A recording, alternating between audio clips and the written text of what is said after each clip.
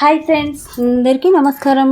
అందరూ బాగుండాలి, అందులో మేము ఉండాలని ఆ భగవంతుని అయితే నా మనస్ఫూర్తిగా కోరుకుంటున్నా ఫ్రెండ్స్. అయితే ఇప్పుడున్న కాలం ఎట్లా అంటే ఎవరిని గుడ్డిగా నమ్మొద్దు. వాళ్ళు తీయగా మాట్లాడుతున్నారు కదా ఈరోజని వాళ్ళ మాటలు నమ్మి మోసపోవద్దు అనేదైతే నా ఉద్దేశం. ఇంకా వాళ్ళు మాట్లాడే మాయ మాటలకు కొందరు ఎట్లా అనుకుంటున్నారంటే వాళ్ళు మాట్లాడేటి నిజమేనేమో నమ్మేస్తున్నారు. నమ్మద్దు. నమ్మి జీవితాలను అసలు పాడు చేసుకోవద్దు. ఎందుకంటే ప్రతి ఒక్కరి జీవితాల్లో కష్ట సుఖాలు, సంతోషాలు, ఫ్యామిలీ, పిల్లలు, ఆరోగ్యపరంగా ఎన్నో సమస్యలు ఉంటాయి. వాటన్నిటిని ఎదుర్కొంటూ ముందుకు వస్తున్నారు.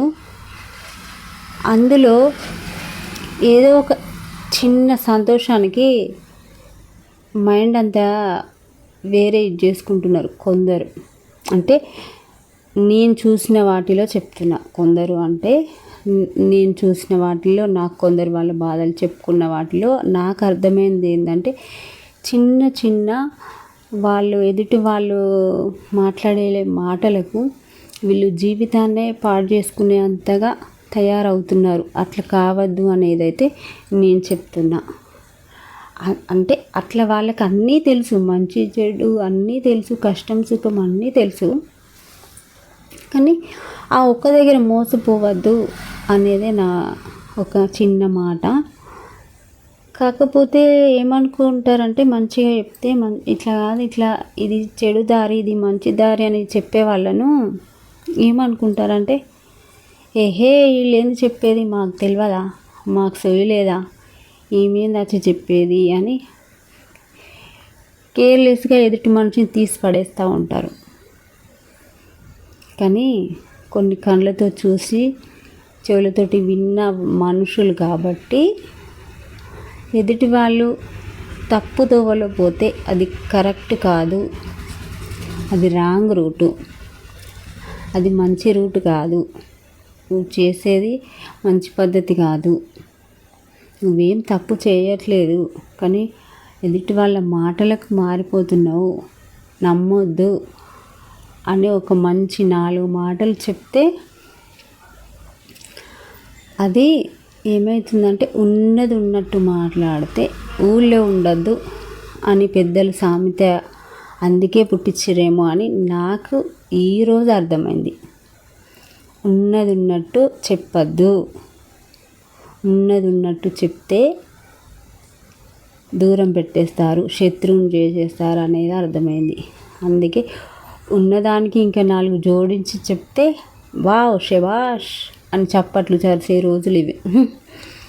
కానీ నాకు అలాంటి అబద్ధాలాడి ఉన్నదానికి లేనివి 4 జోడించి చెప్పాల్సిన అవసరం లేదు. అలాంటి పాపపు మాటలు చెప్పి విడదీసి పాపం కట్టుకునే అంత సుత లేదు. కానీ మనము ఎదుటి వాళ్ళకు ప్రేమని పంచితే దేవుడు మనకు ప్రేమ రూపకంగా పంచుతాడు. అదే మనం వాళ్ళ పైన శత్రుత్వం పెంచుకుంటే శత్రుత్వం లాగానే మనకు తిరిగి ఇస్తాడు. ఒకరిని విడతీయద్దు, అట్లుందన్నమాట. అందుకే ఎవరికైనా మంచి అనేది చెప్తే వినే రోజులు కావు, ఆ మంచి అని చెప్పినా నమ్మే రోజులు కావు. కాబట్టి ఎవరి కర్మకు వాళ్ళే బాధ్యులు అవుతారు. కాబట్టి ఎవరి కర్మకు వాళ్ళని వదిలేయాలనేది అయితే వినే వాళ్ళకు చెప్పాలి. విన్న వాళ్ళకు చెప్పినా అదొక అర్థం. వినని వాళ్ళకు ఏమంటారు, దున్న పోతు మీద వర్షం పడ్డది అంటారు చూడు, అట్లా వినని వాళ్ళని వదిలేయాలి, అసలు చెప్పద్దు. చెప్పేంతే చెప్పాలి అంతే.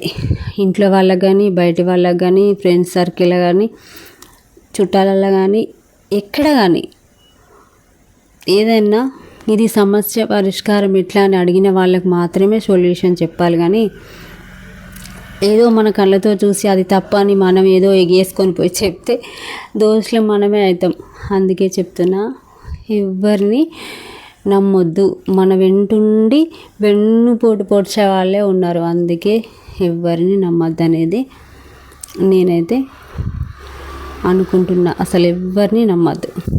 అంటే నమ్మద్దంటే మంచి నమ్మకంగా ఉన్నోళ్ళ పైన కూడా ఇలాంటి వాళ్ళు చేయబట్టి నమ్మకస్తుల మీద కూడా నమ్మకం అనేది పోతుంది.